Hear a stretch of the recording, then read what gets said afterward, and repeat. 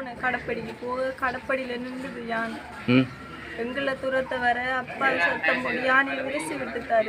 அதாவது வந்து அவர் கூப்பிட்டவர் சத்தத்தான அவர் அடிச்சு போட்டாங்க காணல சத்தத்தை வந்து இப்போ யானையை விரிசி போட்டுதான் கேட்ட திறக்க கேட்டடியில் சுருண்டுட்டு கிடந்தவர். அவர் கேட்டடியில் சுருண்டுட்டு கிடந்து ஆனால் யானை அப்பா விரசி விட்டுட்டார். யானையை விரட்டி விட்டுட்டார்.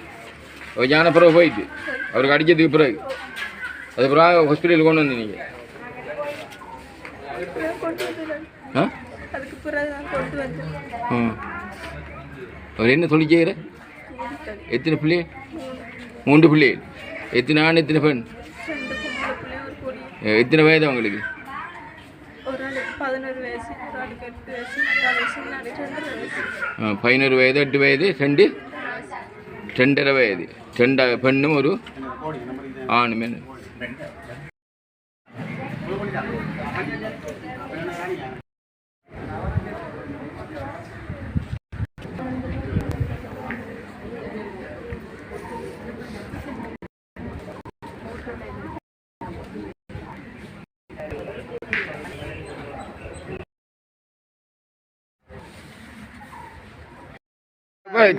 இந்த கிராம சேவர் தியதீஸ்வரன் பாருங்க.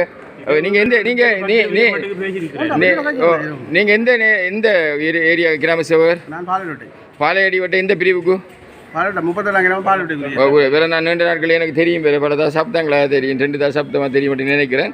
அவை ஒரு கிராம சேவகர் தியதீஸ்வரன் தானே, களுவாஞ்சிக்குடியை சேர்ந்தவர். வேறு என்ன பாருங்களேன், உடனடியாக வந்துட்டார் இந்த பெரிய இடத்துக்கு. இப்போ வந்து என்னென்னு சொன்னால் பொடியை கொண்டு போக போகிறாங்க மட்டக்களப்புக்கு. நான் உங்களோட கொரோனாவுடைய காய்ச்சி தான், அதே மாதிரி ஜனவரி வனஜீவ ராசிகள் திணைக்களத்தினுடைய பணிப்பாளர் நாயகத்துடைய காய்ச்சி தான், அதே போன்று இந்த வைத்தியசாலையுடைய அத்தியட்சருடைய காய்ச்சி தான். ஆகவே இவங்களுக்கு இப்போ என்ன நடவடிக்கை எடுக்க போகிறீங்க? விதமாக இங்கே தேதிய அவலஞ்சராஜர்களும் அறிவித்தோம். அவங்க போய் பார்த்துட்டாங்க, நாங்கள் போய் பார்த்து வந்தாங்க. இப்போ மாரி பிரதேசர்களுக்கு அறிவிச்சிருக்கு. மாரி கொடுப்பன சம்பந்தமான நடவடிக்கை நாளைக்கு நாங்கள் மேற்கொள்வோம். கொடுப்பன எவ்வளோ கொடுப்பீங்க? முதல் தரத்தில் 1 லட்சம் கொடுப்பாங்க, மற்ற எல்லாம் கிளியர் பண்ணி விடுறாங்க. மிச்ச காசு அதை எவ்வளோ கொடுப்பாங்க? 10 லட்சம். மொத்தம் 10 லட்சம். ஒருவர் வந்து இதால் இறக்குற பட்சத்தில் 10 லட்சம் கொடுப்பாங்க. உடனடியாக 1 லட்சம் கொடுப்பாங்க. பிறகு அந்த மிச்ச மீதியை கொடுப்பாங்க. அவங்களோட டெத் சர்டிஃபிகேட் எல்லாம் வந்தது பிறகு அவங்க எல்லாம் குடும்ப பிள்ளைகளை பேர்லையும் போட்டு தான் கிளியர் பண்ணுவாங்க எல்லாத்தையும். அப்போ உடனடியாக நடவடிக்கை நடக்குது, துரிதமாக நடக்குது. அந்த வகையில் வெள்ளாவளி பிரதேச செயலாளருடைய ரங்கநாதன் தானே, அவருக்கு விசேட நன்றிகள். அதே போன்று கிராம சேவருக்கு நன்றிகள். அதே போன்று வைத்தியசாலையினுடைய வைத்திய அத்தியட்சருக்கு நன்றிகள். மரண விசாரணை அதிகாரிக்கு நன்றிகள். அதே போன்று வனஜீவி ராசியல் திணைக்களத்தின் பணிப்பாளர் நாயகம் ரஞ்சித் மாரசிங் அவர்களுக்கு நன்றிகள்.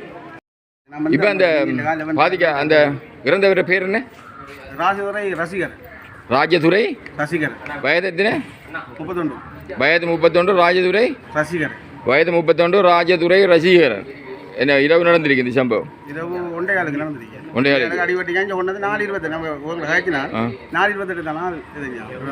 இறந்திருக்கு. அது மட்டும் போராடி இருக்கிறாங்க, நல்லா ட்ரீட்மெண்ட் பண்ணிக்கிறாங்க, நல்லா கஷ்டப்பட்டு இருக்கிறாங்க. அந்த வகையில் இந்த களுவாஞ்சி ஆதரவு வைத்தியசாலைக்கு நன்றி. என்னென்னு சொல்கிறாங்க, இவர் இப்போ சொன்னார், இப்போ வேறு மாமனார் சொன்னார் என்னென்று சொன்னால், மாமனார் சொன்னார் என்னென்று சொன்னால் என்னென்னு செய்வாங்க வனஜீவ ராசிகளாக்கள் வந்து என்ன சொல்கிறாங்க செய்கிறாங்க? யானையெல்லாம் போன ஒரு தான் வருவாங்க. என்ன யானைகள் எல்லாம் போன பிறகு தான் வந்து போய் தண்டு வைப்பாங்க. அறிவிக்க மாணவர்கள் எல்லாம் போனது பிறகு போய்த்தாங்க. அவங்களுக்கும் ஸ்டாஃப் வந்து சரியான குறைவு. அவங்களே பக்கம் பிரச்சனைகள் இருக்குது. இப்போ அதை தான் என்னோட பணிப்பாளர் நாயகம் சொன்னது. எங்களுக்கு தேவையான ஸ்டாஃபோட 50% உங்கள்கிட்ட ஆக்கள் இல்லைன்ற விஷயத்தை தானே அவர் என்ன சொல்கிறாரு. ஆகவே இன்னும் ஒரு விஷயத்தை சொன்னார், வந்து லைட் இல்லையாம் அங்கே வீதிகளில். இருட்டுக்குள்ளே வந்து யானை வருது. இப்போ அதுக்கு என்ன செய்யலாம்?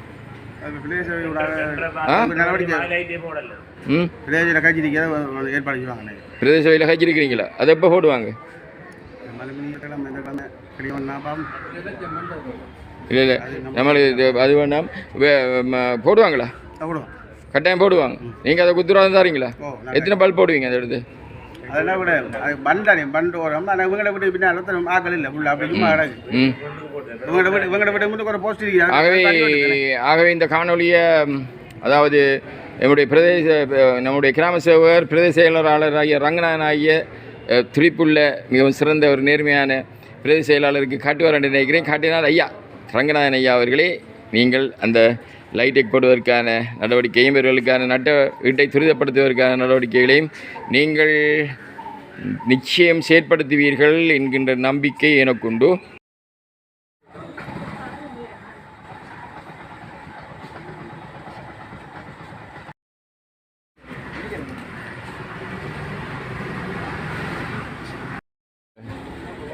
இரவு எத்தனை மணிக்கு நடந்தது? இரவு 1:15 மணிக்கு பாலியடிவட்டையில் யானை தாக்கி ஒருவர் மரணமடைந்திருக்கிறார். அது தொடர்பாக சற்று முன்னர் அவருடைய மாமனார் எனது வீட்டிற்கு வந்தார். அவருடன் இன்னும் 2 பேர் வந்திருந்தனர். அந்த வகையிலே நான் இந்த காணொளியை பதிவு செய்கின்றேன்.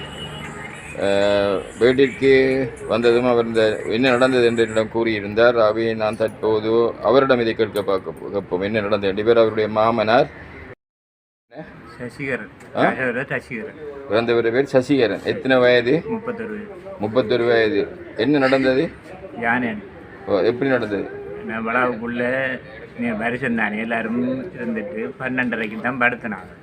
அவர் ஃபோன் பார்த்து கொண்டு வெளியில் இருந்தார். நாய்க்குலைக்கு 2 வெளியில் இறங்கி பார்க்க போன நேரத்தில் ஒரு யானை அடிச்சுட்டு கத்துன சத்தத்துக்கு தான் நாங்கள் இருந்தோம். அதுக்கப்புறம் என்ன செய்தீங்க? அதுக்கு பிறகு நாங்கள் பார்த்தோம் ஆள் இதோட கிடக்குறாரு. உடனே 19 அடிச்சு அவங்க பிறகு வரணும். நான் பிறகு கூட்டாளி பொடி என்ன அவரை கூட்டாளி பொடி என்ன திருவிழ் கொண்டு அவரை பாதி படிக்க நாங்கள் கொண்டுட்டோம். கொண்டு வந்து பிறகு களுவாஞ்சிக்குடி போதனாவதியை கொண்டு வந்தாங்க. ஆதரவதி வைத்து அவங்க சிகிச்சை அளித்து நல்ல முறையில் சிகிச்சை நல்ல முறையில் அவங்க செய்தவங்க நல்லா கஷ்டப்பட்டவங்க கேள்விப்பட்டேன் நான். டாக்டர்ஸ் இரவு எத்தனை மணிக்கு கொண்டு வந்தேன்? இங்கே கொண்டுறதுக்குள்ள 1:55 இரவு 1:55 நல்ல செய்தாக கடுமையாக அவதிப்பட்டிருக்கிறாங்க. ஆனால் ஜான சாக்கின வடிக்கினால இறுதி நேரத்தில் எத்தனை மணிக்கு அவர் சேர்த்து இறந்தவர்? 3:30 அவையே போராடி இருக்கிறாங்க டாக்டர்ஸும் அதோட சம்மந்தப்பட்ட எல்லாருமே ITVயில். என்ன அப்போ அதை நீங்கள் வழி அழகாக சொல்கிறீங்க. அவர் கூலி தொழில் செய்கிற இரவு 1:15 நடந்திருக்குது. நீங்கள் அவர் இறந்திருக்கார் 3:15. ஓகே, இப்போ என்ன நடக்க போகுது? பொடியை கிளியர் பண்ணி கொண்டு போகிறதுக்குரிய இருக்கிறோம். எல்லாம் லீவு நாளால் இன்றைக்கு இல்லை நாளைக்கு அப்படி புது வருடம் ஒரு பக்கம் புது வருடம் லீவு நாள். என்ன அவங்களால முயற்சியில் சரியான முறைக்கு சொல்கிறாங்கல்ல. எங்களுக்கு எங்கே போகிற வாரன்றது தெரியாது. அப்படியான சூழ்நிலை இருக்கிறோம். இப்போ இரவு 1 மணிக்கு படிக்கிட்ட நாங்கள் இது வரைக்கும் இங்கே தான் இருக்கிறோம். இருங்கண்டி சொல்கிறாங்க. பொலிசிக்கு போனோம், அங்கேயும் போனால் இருங்க ஆள்வேறு மணி சொல்கிறாங்க. பொலிசிக்கு அங்கே போனீங்க? எல்லா வழி அங்கே போச்சோம். அவங்க என்ன ஏரியா எதுதான் எப்படியாக இருந்தாலும் அதுக்கான சில சட்டத்திட்டங்கள் இருக்குது. அந்த சட்டத்திட்டத்தின் அடிப்படையில் நான் தற்போது களுவாஞ்சிக்குடி ஆதார வைத்தியசாலையின் வைத்திய அத்தியட்சகர் சுரேந்திரநாதன் அவர்களுடன் தொடர்பு கொண்டு காய்ச்சினான். அவர் இங்கே இருக்கக்கூடாது காய்ச்சினான். அவர் இப்போ சொன்னார் என்னட்டு சொன்னால் இல்லை நடந்தது இப்படி தான் நடந்தது. GMO இப்போ மட்டக்களப்புக்கு தான் கொண்டு முடியும். அது நீதிபதியினுடைய உத்தரவு கிடைச்சதன் பின் கொரோனர் தான் எல்லாம் செய்வார். எங்களுடைய கடமை போலீஸாருக்கும் கொரோனருக்கும் அறிவிக்கிறது. அதன்படி நாங்கள் போலீஸாருக்கும் அறிவிக்க தான் கொரோனருக்கும் மரண விசாரணை அதிகாரிக்கும் அறிவிக்க வேண்டதை வைத்தியர் அத்தியட்சர் புனேந்திரநாதன் உறுதி செய்தார். அவை அவங்களுடைய கடமையை அதாவது போலீஸாருக்கும் அறிவிக்கி அதே மாதிரி மரண விசாரணை அதிகாரிக்கும் அறிவிக்காங்க. அதுக்கு பிறகு நான் அந்த மரண விசாரணை அதிகாரி காராள தவக்குமாருடன் நான் தற்போது தொடர்பு கொண்டேன்னா. இப்போ தவக்குமார் என்ன சொன்னார் என்று சொன்னால், இங்கே தற்போதைக்கு இன்றைய நாளில் அதாவது இதை பிரேத பரிசோதனையை நடத்துவதற்கு GMO இல்லை. அவர் விடுமுறையில் சென்று விட்டார், லீவில் சென்று விட்டார். ஆகவே இந்த உடலை மட்டக்களப்பு போதனா வைத்தியசாலையை கொண்டு வந்து அங்கு நாங்கள் இதை செய்வதற்கு நடவடிக்கை எடுப்பதற்காக நான் தற்போது நீதிபதியின் அனுமதியை பெறுவதற்காக காத்திருக்கிறேன். எதற்கும் நீதிபதியின் அனுமதி கிடைக்க வேண்டும். அது யானையிலால் அளித்தால் கூட நீதிபதியின் அனுமதி கிடைக்க வேண்டும். இப்போ நீதிபதியின் அனுமதி கிடைத்தவுடன் போலீஸ் பாதுகாப்புடன் நாங்கள் இதை மட்டக்களப்பு போதனா வைத்தியசாலைக்கு கொண்டு வந்து இயலுமான அளவு விரைவாக நாங்கள் கொடுப்பதற்கு நடவடிக்கை எடுக்குவோம் என்பதை அவர் கூறியிருக்காரு. இப்போ உங்களோட பிரதேசத்தில் இந்த யானை பிரச்சனை இருக்குதானே? அப்போ இதுவரையில் ஏன் அது தொடர்ச்சியாக ஒவ்வொரு நாளும் வருதா? ஒவ்வொரு நாளும் இப்போ 3 நாள் கூடி தொடர்ச்சியாக வருது. ஒரு 3 நாளைக்கு முந்தல் எங்களோட வளவு தென்னை மரத்தை எல்லாம் பிடிக்கும். 3 நாளைக்கு முதல்ல வந்துருக்கு. நீங்கள் வனஜீவராசிகள் திணைக்களத்துக்கு அறிவிச்சிங்களா? அவங்க அறிவிச்சா எல்லாம் போன ஒரு நம்ம திறத்தின உறவு வந்துட்டு ஏதால போகுதுன்னு கேட்டுட்டு போவோம். கேட்டு போட்டு போகிறாங்க வந்து போட்டு என்ன செய்கிறாங்க வந்து பார்த்துட்டு போயிட்டான்னு கேட்டுட்டு போவாங்க. அதான் வந்து பார்த்துட்டு போய்த்தாண்டு கேட்டுட்டு போவாங்க. அதாவது பக்கத்து வீட்டுக்காரனு கேட்கப்பான் தானே அப்படி பக்கத்தில் ஆக்கள் இல்லை. இல்லை அதே கேள்வியாக பக்கத்து வீட்டுக்காரனு கேட்கலாம் தானே யானை போயிட்டா ரெண்டு பாரவன் நண்பரும் கேட்கலாம் தானே என்ன இப்போ வந்தோடனே கேட்டு போயிட்டு வாங்க. நான் தற்போது வனஜீவ அரசியல் திணைக்களத்தினுடைய பணிப்பாளர் நாயகம் ரஞ்சித் மாரசிங் அவர்களுக்கும் தொலைபேசி அழைப்பை விடுத்திருந்தேன். ஆனால் வனஜீவ அரசியல் இன்றைக்கு நான் நினைக்கின்றேன் அந்த அவர் ஆன்சர் பண்ணுவார் எனது ஃபோனுக்கு. ஆனால் இன்றைய நாள் ஒரு புது வருட பிறப்பு நாள் என்கின்றபடியினால் அவரும் அந்த தொலைபேசி அழைப்பை துண்டித்து விட்டார். நான் நினைக்கிறேன் அவர் என்னுடன் பின்பு மீண்டும் பிறகு கதைக்கிறேன் என்று ஒரு குறுஞ்செய்தி அனுப்பியிருக்கின்றார்.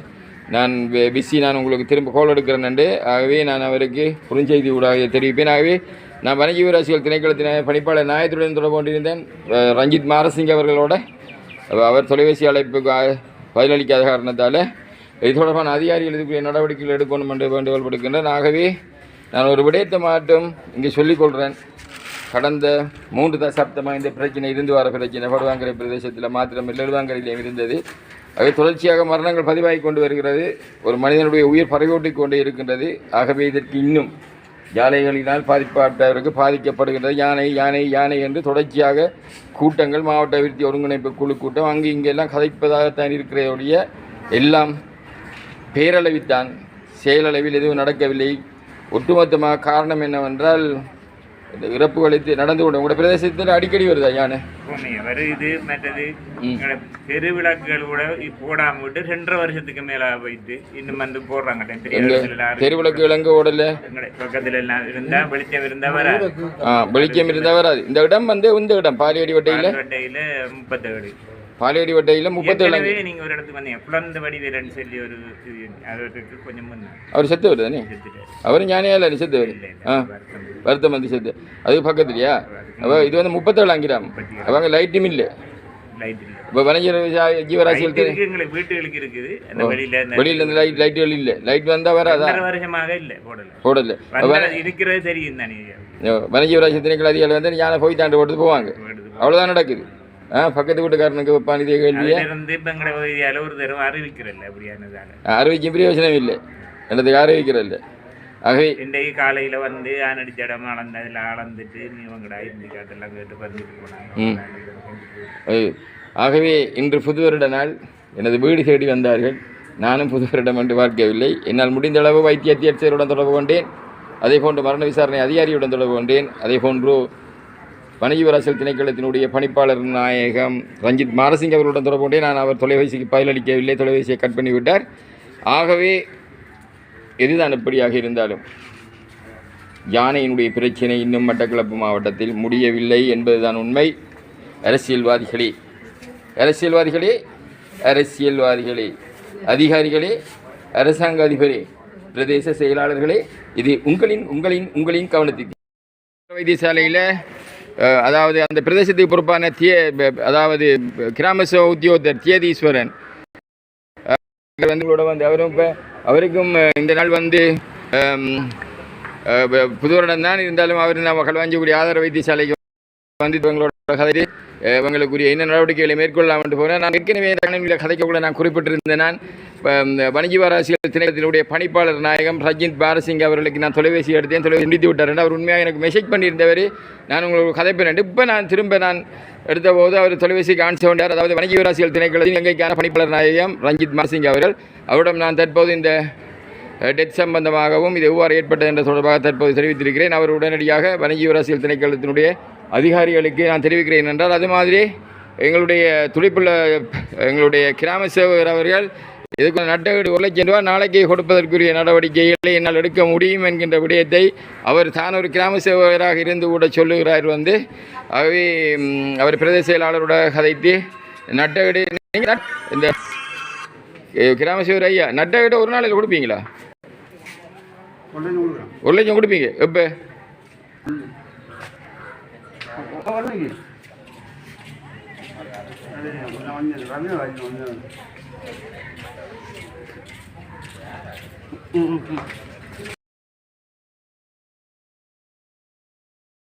நான் பார்க்க சாரங்கட்டோட வந்தீங்க.